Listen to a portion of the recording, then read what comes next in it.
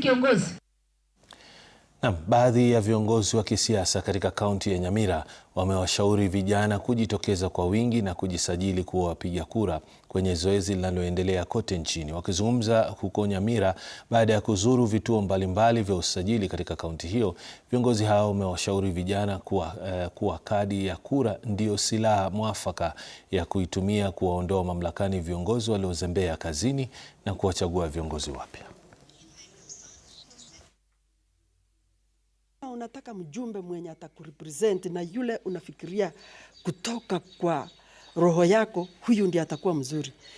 Hauwezi kumweka kwa kiti kama hauna kadi. Kwa hivyo vijana, tumesema ya kwamba kila mtu raundi hii lazima akuwe kadi. Vijana ambao wametoka shule, wale wamechukua ID na labda last time hawakupiga kura, jitokeze, mjiandikishe katika hiyo exercise ndio wapatie nafasi kuenda kupiga kura 2027 ili tuchague viongozi watatufanyia kazi.